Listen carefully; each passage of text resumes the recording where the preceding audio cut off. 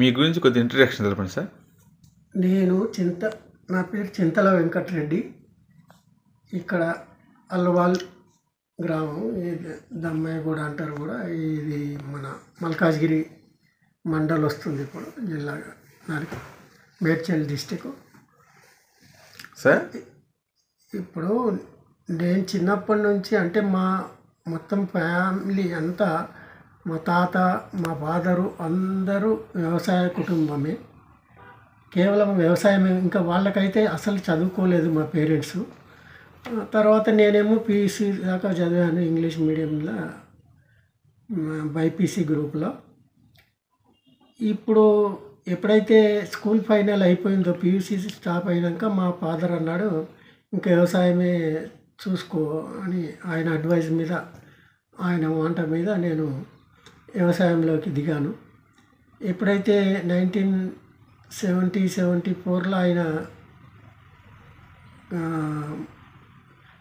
కాలం చేసిండు, అప్పటి నుంచి ఇంకా యాక్టివ్ దీంట్లో వ్యవసాయంలో. మా బ్రదరు, మేము ముగ్గురం అన్నదమ్ములము. పెద్ద ఆయన శంకర్ రెడ్డి, నేను మధ్యలో వెంకటరెడ్డి, చిన్న ఆయన కనకారెడ్డి. ఆయన మల్కాజ్గిరి ఎమ్మెల్యే కూడా చేసిండే. ఇప్పుడు వాళ్ళిద్దరు లేరు. కనుక ఈ వ్యవసాయంలో మక్కువ ఉండి ఏంటంటే, అంటే ఇంట్రెస్ట్. మా ఫాదర్ అడ్వైజ్ కూడా, ఇంకా ఆయన ఆజ్ఞ కూడా అంతే ఉండే, చేయమని.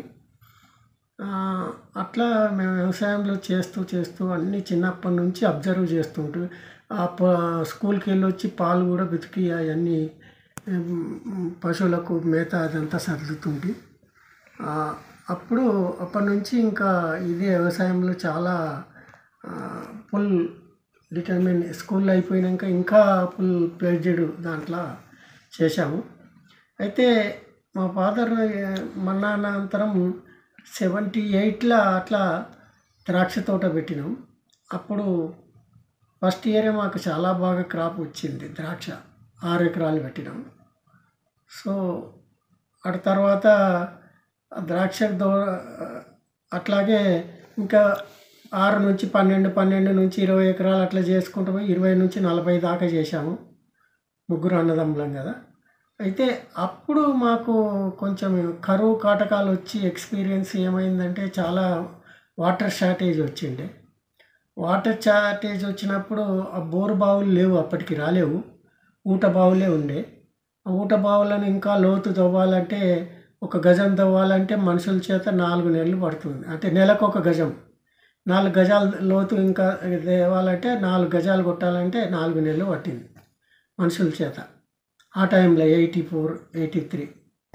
సో అప్పుడు మాకు కొన్ని అనుభవాలు, అంటే అప్పుడు జరిగిన కథ అంతా ఎప్పుడు మళ్ళీ తర్వాత 10-15 ఏళ్ళకు గుర్తొచ్చింది.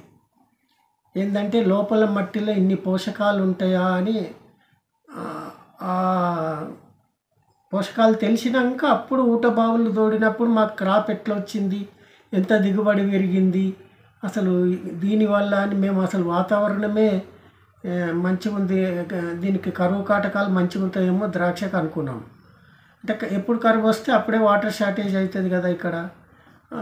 ఆ వాటర్ షార్టేజ్ అయినప్పుడు ఊట బావిని ఇంకా లోతు కొట్టిస్తే, అప్పుడు వాళ్ళు తవ్వుతూ ఉండగా ఒండ్రు మట్టి, అంటే ఒండ్రు నీళ్ళన్నీ పంపు చేసి పారించినాం. ఏది ద్రాక్ష తోటకి. అంతకుముందు 120-130 కేజీలు వస్తుండే ఒక్కొక్క మొక్కకి, అనాబ్షాయి గింజలు ఉన్న రకము. అది 250 కేజీలు వచ్చింది ఆ సంవత్సరం. ఏది ఆ ఊట బావిల నీళ్ళు పంపు చేసి. కానీ అప్పుడు మాకు వాతావరణమే అని ఈ ఊట బావి మీద, ఈ ఒండ్రు మట్టి మీద అసలు ధ్యాస వెళ్ళలేదు. అసలే చాలామంది అనుకుంటుండ్రు ఈయన ఏం చేస్తాడో ఏమో చెప్పడు అంటే, అప్పటికి నాకు అర్థం కాలేదు. ఈ ఒండ్రు మట్టి పోయి మట్టి నీళ్ళు, మడ్ వాటర్ అంటారు దాన్ని, బురద నీళ్ళు పంపు చేసినాం కదా, అది కాలువల ద్వారా పారించినాము. అప్పుడు కానీ లోపలి మట్టిలో పోషకాలు ఉన్నాయని, చాలా ఎంత లోపలికి వెళ్ళినా భూమి లోపల పొరలలో మన మొక్కలకు కావాల్సిన పోషకాలు అన్నీ సమృద్ధిగా ఉన్నాయని అర్థమైన తర్వాత, ఇట్లాగే ఒకరోజు రామోజీ ఫిలిం సిటీలో కూడా నేను పూలకు, అప్పుడు ఆనరీ అడ్వైజర్గా పిలిచారు వాళ్ళు. పూల చెట్లు నేను వెళ్ళినప్పుడు చాలా ఎస్టాబ్లిష్మెంట్, కొత్త పువ్వులు పెద్దగా బాగుండే ఆహ్లాదకరంగా. తర్వాత రాను రాను అదే గార్డెన్లో, డిష్ గార్డెన్లో చిన్నగా అయిపోయినాయి. ఏంట్రా ఇది కొత్త భూములనే మంచిగా వస్తాయి, ఇంకా పాత భూమి అయితే రాదా, ఇంకా రాను రాను అని అనుకుంటుంటే మనసులో. వాళ్ళకు ఒక సాయంత్రం వెళ్ళినప్పుడు ఇది ఆ డిష్ గార్డెన్లో ఈ డెడ్ సాయిల్ అయింది, మట్టి తీసేసి కొత్త మట్టి అయింది, అప్పుడు మీకు పూలు పెద్దగా వస్తాయని చెప్పాను. వాళ్ళు కూడా కొంచెం సేపు ఆర్గ్యుమెంట్ చేసి తర్వాత చేశారు. మట్టి తీసేసి చూశారు. ఫస్ట్ ఏమో బెడ్ మీద, నర్సరీ బెడ్ మీద చూసుకున్నారు, కొత్త మట్టిలో ఎట్లా వస్తుంది నారు పోసుకొని. అది బాగా వచ్చింది. అప్పుడు నాకు కూడా అది చూపించగానే నర్సరీ బెడ్ చూడంగానే నాకు కూడా బుర్ర అంతా తిరిగిపోయింది. ఏంటంటే మేము తినే ఆహార పదార్థాలు కూడా డెడ్ సాయిల్ అయింది కదా, ఇదంతా పోషకాలు లేకుండా అయిపోయింది కదా. ఈ వరి, గోధుమ, ఇవన్నీ కూరగాయలు, ద్రాక్ష, ఇవన్నీ ఇది పూల మొక్కలకేనా కాదు కదా, అన్నిటికీ అవుతుంది కదా మట్టి అన్నప్పుడు.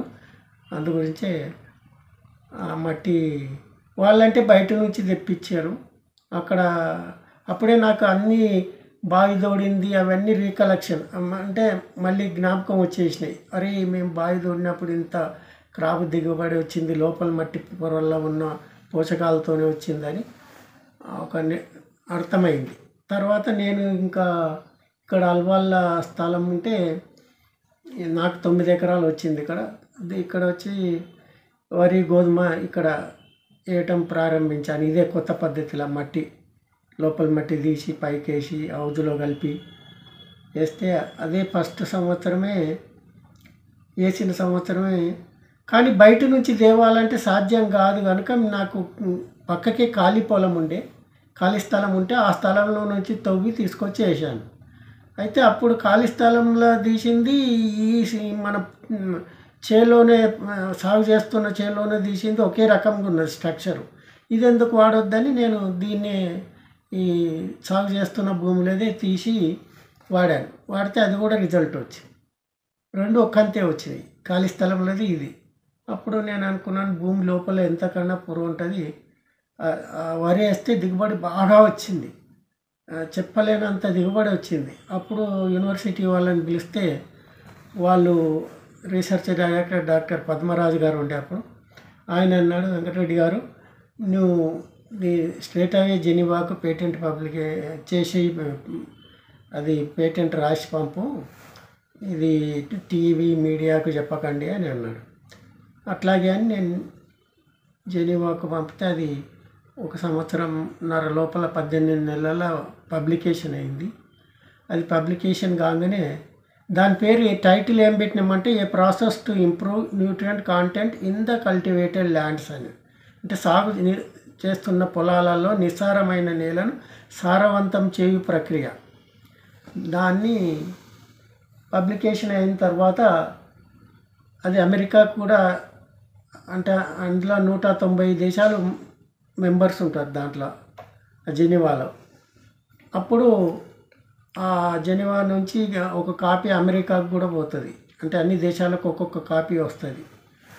వాళ్ళు అమెరికా వాళ్ళు ఇది చూసి, ఈ పేపర్స్ అన్నీ చూసి, ఇది సామాన్యంగా మట్టి అంటే అన్ని పంటలు వస్తాయి, ఏ పంటకి ఎంత ఇస్తాము, ఇది ఈయనతో తట్టుకోలేం కదా, ఇండియన్ ఇన్వెన్షన్ ఇది, భారతీయులది, భారతదేశానికి పోయి ఎట్లయినా ఆయనను అప్రిషియేట్ చేసి అభినందించి రావాలని అమెరికా ప్రెసిడెంట్ దృష్టిలో పడ్డది. అప్పుడే ఆయన భారత యాత్ర ప్రోగ్రామ్ వేసుకొని వచ్చి ఢిల్లీ వచ్చి మళ్ళీ హైదరాబాద్, అంటే ఆయన రాకముందే నాకు దగ్గరికి డిస్ట్రిక్ట్ కలెక్టర్ వచ్చిండు, నా పేపర్లన్నీ తీసుకుపోయి ఇండియా గవర్నమెంట్కి ఇచ్చిండు. అప్పుడు ఆయన అమెరికా ప్రెసిడెంట్ వచ్చే ముందు కలెక్టర్ గారు ఫోన్ చేసి, సార్ మిమ్మల్ని అమెరికా ప్రెసిడెంట్ కలుస్తాడట, 10 నిమిషాలు మీతో మాట్లాడతాడట, ప్రైవేట్ విజిటు, ఈ గార్లాండింగ్, పూలహారాలు, స్వాగత తోరణాలు ఏం లేవు, యూనివర్సిటీ గ్రౌండ్లో కలుస్తాడట, మరి మీరు కలుస్తామంటారా అన్నాను. సరే ఎందుకు అన్నాను, మీ పేటెంట్ ఉంది కదా దాన్ని అభినందించడానికి వస్తుండంటే సరే రమ్మని కలుస్తాను.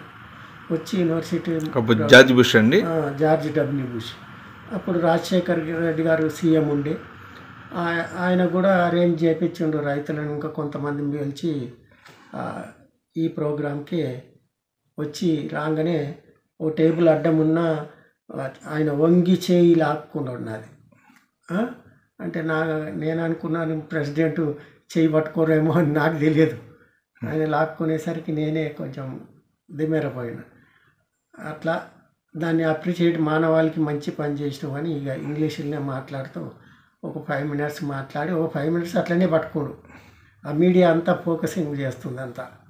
సో అప్పుడు ఆయన వెళ్ళిపోయినాక నేను అనుకున్నాను వీళ్ళకి బాగా నచ్చిందేమో సేంద్రియం, కెమికల్ ఫుడ్ తినలేక సేంద్రియం అని మిగతా దేశాలకు అంతా ఫైల్ చేశాను నేను పేటెంట్. దానికి అప్పటికే నాకు 2 కోట్ల దాకా అయిపోయింది ఖర్చు. అంటే చాలా ఖర్చు అయింది. ఆ, తర్వాత ఏ- ఇదే రాను రాను ఈ పేటెంట్ వచ్చినాక అది ఎందుకు వచ్చి కలిసిండు అని నేను అప్పటి నుంచి ఇంకా శోధించడం డీప్. ఒక్క ఊరికే రారు, నేను పురుగు మందు వేయలేదన్నాను, పురుగు మందు స్ప్రే చేయలేదన్నాను, మరి ఫంగిసైడ్ స్ప్రే చేయలేదన్నాను. అసలు దీంట్లో నేను చేసిన దాంట్లో సైంటిఫిక్ రిజల్ట్స్ కావాలి కదా. ఇది చేస్తే అంటే ఎవరు నమ్మరు కదా, రైతులు కూడా మళ్ళీ శాస్త్రవేత్తలు కూడా. నేను రైతు అని అన్నందుకు నన్ను వాళ్ళు ఏం అడగలే. The inventor himself is a farmer అన్నప్పుడు నన్ను ఏం అడగలేదు. కనుక అది అడగనందుకు నేనే మళ్ళీ శోధించుకుంటూ ఒక్కొక్కటి ఇంకా ఆయన వెళ్ళిపోయిన తర్వాత ఒక్కొక్క సంవత్సరానికి ఇంత మట్టి పురుగు మందు ఎట్లయితుంది అని మట్టి స్ప్రే చేసి చూశాను, ఇది మొక్కల మీద. అప్పుడు స్ప్రే చేస్తే జొన్న పైరు ఉండే ఫిబ్రవరి నెల. అప్పుడప్పుడే ఎండలు కొంచెం ముదురుతున్నాయి, 35 డిగ్రీలు అట్లా ఉంటుంది. రాత్రి 22, 23 వచ్చింది, ఎండలు వేడి ఎక్కువ అవుతుంది. అప్పుడే స్ప్రే చేశాను. ఎక్కడ వరకు అయితే స్ప్రే చేశానో అక్కడ దాకా పురుగులన్నీ పోయినాయి, గ్రోత్ కూడా బాగా వచ్చింది.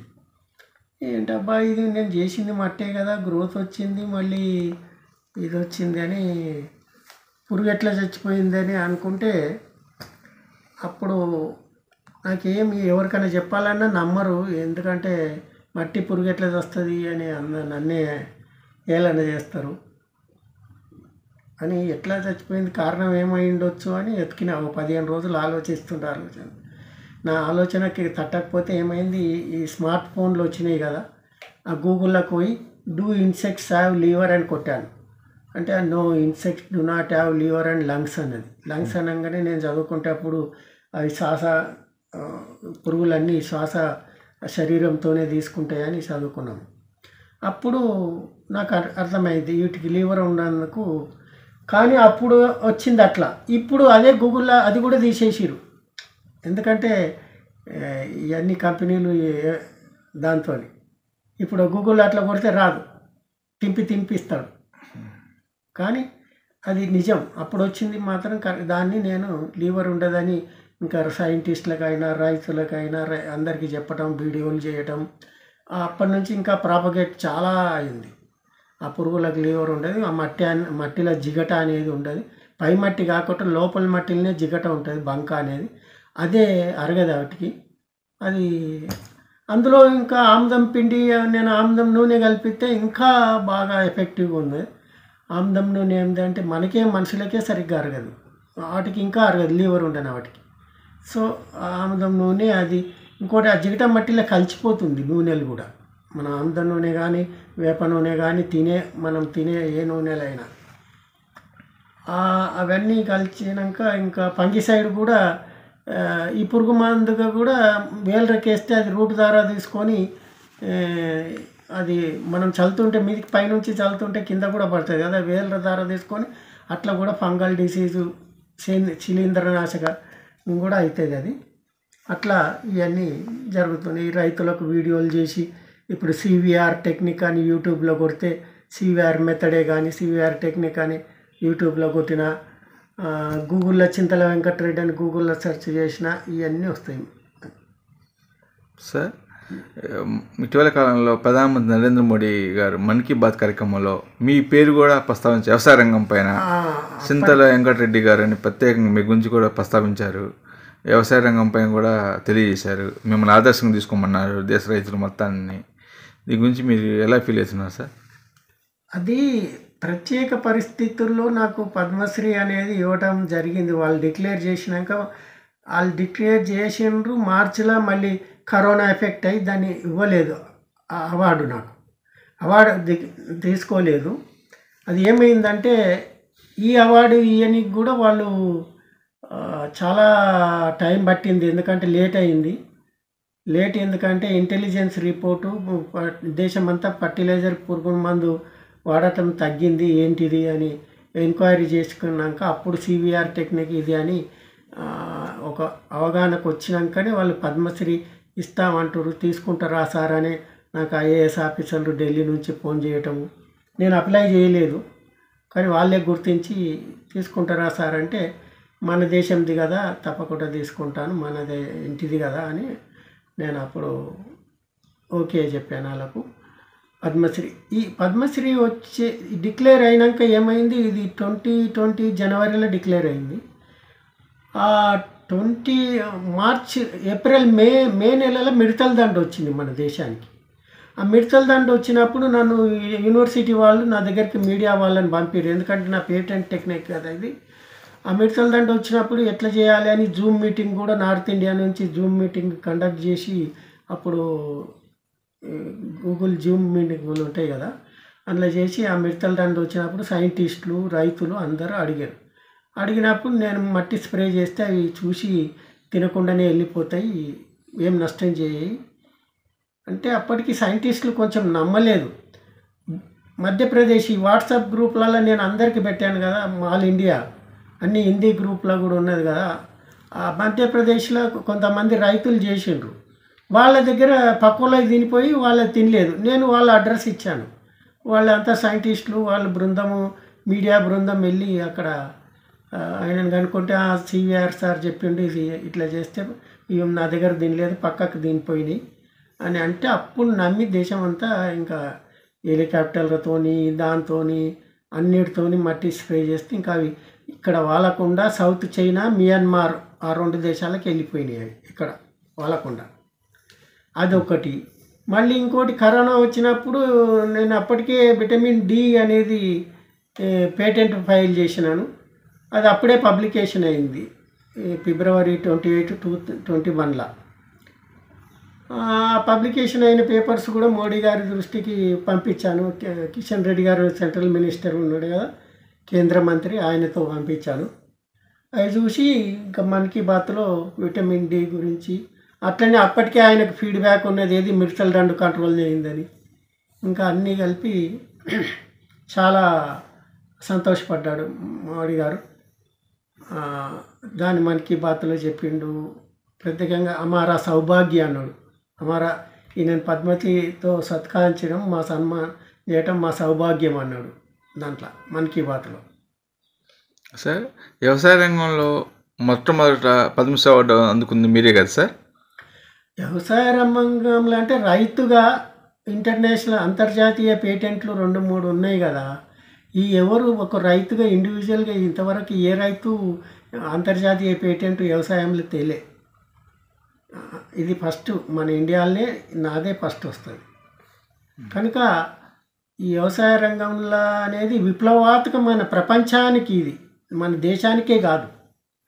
అంటే ఇది మనది, ఈ జ్ఞానం ఇన్నోవేషన్ ఏమో మనది భారతదేశాన్ని, కానీ వాడుకునేది ఇప్పుడు ప్రపంచమంతా వాడుకుంటారు కదా. ఈ మానవాళి అన్నప్పుడు ప్రపంచంలో మట్టి ఎవరు కొనుక్కొని వాడుకొని ఎవరి దాళ్ళే తీసుకొని ఎవరి పొలంలో వాళ్ళే దవ్వుకొని వాడుకోవచ్చు. సార్, మట్టితో వ్యవసాయం చేస్తే అధిక దిగుబడి వచ్చింది అంటున్నారు సార్. అది జనం ఫాలో అవుతున్నారు సార్? వాళ్ళు అంటే నిజాన్ని నమ్మాలంటే ఇప్పుడు శాస్త్రవేత్తలు కూడా ఈ సంవత్సరం నుంచి 24లో ఇది పేటెంట్ 20 సంవత్సరాలు అయిపోతుంది, జనరల్ అయిపోతుంది. అప్పుడు శాస్త్రవేత్తలు పొలిటీషియన్స్ అందరు ముందుకు వస్తారు దీన్ని చెప్పడానికి. ఇంకా 5 నెలలు 6 నెలలు ఉన్నది. 6 నెలలు అయిందంటే ఇంకా ఇది ఫ్రీ అవుతుంది. అప్పుడు అందరు ముందుకు వచ్చి చెప్తారు. చెప్పకపోతే వాళ్ళ కర్మ. ఇప్పుడు దాచిపెడితే నిజాన్ని ఎన్ని రోజులు దాచిపెడతారు? 1 సంవత్సరం, 20 సంవత్సరం, ఇంకా ఎన్ని రోజులు దాచిపెడతారు? ఇంట్లో చెప్పకుండా ఎందుకుంటారు? అసలు చెప్తే ఇప్పుడు ఫర్టిలైజర్ కంపెనీస్, పెస్టిసైడ్ కంపెనీస్ దెబ్బతింటాయని నిజం ఎప్పుడే కానీ దేనికి నష్టం చేకూర్చదు. నిజం నిలకడ మీద వస్తుంది కనుక దాని అంతటా అదే వస్తుంది, దేనికి నష్టపరచకుండా. సార్ మీరు చాలా పెద్ద ఇప్పటికీ మీరు వ్యవసాయం పద్ధతులు అనుసరిస్తున్నారు సార్, ఇదే పద్ధతులని? మీరు ఇప్పుడు పెద్ద వయసు అయినా కూడా వ్యవసాయం చేస్తా ఉన్నారు. ఇదే పద్ధతిని పెస్టిసైడ్స్ కానీ పెస్టిసైడ్స్ ఫెర్టిలైజర్స్ కానీ లేకుండానే మట్టితోనే వ్యవసాయం చేస్తున్నారు సార్? అవును. ఇప్పుడు ద్రాక్ష మొత్తం టోటల్ మట్టితోనే. దానికి ఏ 1 సంవత్సరానికి మొక్కకి 4 కేజీల పేడ ఎరువు, అది కూడా సేంద్రియ ఎరువు అని వేస్తున్నాం. కానీ అంత తప్ప మిగతా ఏ జీరో ఫర్టిలైజర్, ఏ 1 చెంచా యూరియా, డిఏపి, సూపరు, పొటాష్ ఏది ఉండదు. ఇప్పుడు గత 10-15 సంవత్సరాల నుంచి మేము ఈ పేటెంట్ వచ్చినాక 2-3 సంవత్సరాలు ఎందుకు రిస్క్ అని దానికి వాడలేదు. అటు తర్వాత చూస్తే వేయింది ఇంకా ఇదే దిగుబడి వస్తుంది. ఏది ఫర్టిలైజర్ వేయిందే దిగుబడి బాగా వస్తుంది. మట్టి దానికి దఫాలుగా ఎండిన మట్టి వేస్తే దాని వేరు వ్యవస్థ దగ్గర అది వృక్షంలాగా అయిపోతుంది. ఇప్పుడు మనం అడవుల మొక్కలకి ఎట్లా సంవత్సరానికి ఇంత లోతుకు పోయి అవి పోషకాలను తెచ్చుకుంటాయో, అదే మట్టి మనం లోపల ఉన్న మట్టిని దాని రూట్ దగ్గర, ఎందుకంటే మన ఈ ద్రాక్ష మొక్కలే కానీ వేసే పంటలు, తినే ఆహార పదార్థాలు అవన్నీ పైనే ఉంటాయి వేళ్ళు కనుక లోపల మట్టి దాని రూట్ లెవెల్లో తీసుకొచ్చి ఇస్తే దాని పోషకాలన్నీ బాగా ఉండి దిగుబడి వస్తుంది. సార్ లాస్ట్ ఫైనల్గా మీరు వ్యవసాయ రంగంలో చేసిన అభివృద్ధికి అనేక పేటెంట్లు పొందినారు, అనేక అవార్డులు పొందారు సార్. మీరు పొందిన అవార్డులు కానీ పేటెంట్లు కానీ కొద్దిగా వివరించండి సార్. ఇది ఇప్పుడు ఫస్ట్ ఒకటైతే a process to improve nutrient content of the soil in the cultivated land, ఇది 2004లో 28 జూన్ 2004లో ఫైల్ చేస్తే అది ఫిఫ్త్ జనవరికి పబ్లికేషన్ అయింది. 2006లో పబ్లికేషన్ అయితే దాన్ని అమెరికా ప్రెసిడెంట్ 2003లో మార్చిలో వచ్చిండు, 2 తారీఖు 3వ నెలల. అట్లాగే మొన్న విటమిన్ డిది ఇంకోటి ఉండే విటమిన్ ఏ గురించి అది కూడా ఫైల్ చేసిన, యూరోప్లో పబ్లికేషన్ అయింది. కానీ దాన్ని అప్పుడు నాకు అర్థం కాలేదు దేనివల్ల వచ్చిందని. ఇప్పుడు విటమిన్ డిది కూడా పక్కా నిర్ధారణ చేసుకొని ఫైల్ చేసినాం కనుక అది కూడా పబ్లికేషన్ అయింది. విటమిన్ డి గోధుమలలో, బియ్యంలో అది కూడా పబ్లికేషన్ అయిన తర్వాత దాని ప్రొసీజరు ఎట్లా వచ్చింది అన్నీ వివరించడం, అందులో ఆ పేటెంట్లో వివరించడం జరిగింది. కనుక ఈ పేటెంట్ 2 పేటెంట్లు అయితే ఇప్పుడు పబ్లికేషన్లో పేరు బాగా తెచ్చినాయి. సార్ లాస్ట్ ఫైనల్గా ఇప్పుడు వ్యవసాయ రంగం పైన అన్ని ప్రభుత్వాలు దృష్టి సాధిస్తున్నాయి సార్. ప్రభుత్వానికి రైతులు ఆత్మహత్యలు నివారించడానికి మీరు ఎలాంటి సూచనలు ఇవ్వబోతున్నారు సార్ ప్రభుత్వానికి? ఇప్పుడు రైతు ఆత్మహత్యలు ఈ ఫర్టిలైజర్ విచ్చలవిడిగా వాడి, పెస్టిసైడ్స్ విచ్చలవిడిగా వాడి అప్పుల పాలయ్యి అది ఒక కారణం. ఇంకోటి ప్రకృతి వైపరీత్యాలతోని, అధిక వర్షాలు, అధిక కరువు కాటకాలతోని అది కూడా రైతుకు అప్పే చేస్తుంది. కనుక ప్రకృతిని మనము ఎప్పుడైతే ఆచరిస్తామో, అనుకరిస్తామో ప్రకృతి మనకు ఏ రకంగానన్నా మేలు చేస్తుంది. ఇప్పుడు ప్రకృతిని మనం ఇగ్నోర్ చేసినామంటే మనల్ని నోవేర్ చేస్తుంది. అంటే ఎక్కడ ఏమి నామరూపాలు లేకుండా కూడా చేస్తుంది ప్రకృతి తలుచుకుంటే. అంటే ప్రకృతి అంటే ఏంది అంటే ఇప్పుడు పంచభూతాలు ఉన్నాయి కదా, భూమి, నేల, ఆకాశం, చంద్రుడు, సూర్యుడు, ఇవన్నీ.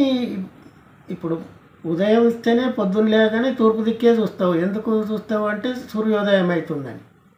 ఆ సూర్యుడే మరి ఉత్తరాయణంలో 6 నెలలు ఉంటాడు, దక్షిణాయనంలో 6 నెలలు ఉంటాడు. మరి ఆయన గమన రీతిని బట్టి మనము ఎక్కడి నుంచి ఇత్తలు పెట్టాలి, మొలక ఎక్కడ ఆఖరి చేయాలి, నీ పంట వచ్చేసరికి ఎక్కడ ఉంటాడు. ఇప్పుడు ఉత్తరాయణంలో ఉన్నది నువ్వు స్టార్ట్ చేసినప్పుడు నీ పంట తయారయ్యేసరికి దక్షిణాయనంకి పోతాడు, దక్షిణం వైపు. మరి అక్కడ ఆఖరి చేస్తే ఆయన ఎంబడే నడిచినట్టు ఉంటుంది. ఆయనకు సూర్యచంద్రుడు అమావాస్య ముందు వేసినా కానీ అమావాస్య తర్వాత, అమావాస్య రోజు చంద్రుడు కూడా సూర్యుని దగ్గరనే ఇద్దరు ఒకటే అవుతారు. కనుక అవన్నీ నేను దీనికి PDF చేశాను, అది అందరికీ ప్రచారంలో యూట్యూబ్లలో ఉన్నది. ఇది G20 సమ్మిట్లో కూడా చేశాను. ప్రపంచంలో కరువు కాటకాలు ప్రకృతి వైపరీత్యాలు జరగవద్దంటే ఈ ప్రకృతి వైపరీత్యం అంటున్నాం మనం. ప్రకృతి అంటే ఏంది? సూర్యచంద్రుడు భూమి ఇవన్నీ మనం అనుకరిస్తే మనల్ని ఏ రకంగా చూడాలనో ప్రకృతే చూస్తుంది. నీ చేతులలో ఏముండదు, నీ చేతలలో చూస్తారు. నీ చేతులలో కంట్రోల్ అనేది ఏముండదు. నీ చేతలు నువ్వు ఎట్లా చేస్తున్నావు, నువ్వు ఏది రకంగా చేస్తున్నావు అంతా గమనించేది ప్రకృతి. For more updates, like, comment, subscribe to our channel. Hey darlings, గంటని click చేయడం మర్చిపోకండి.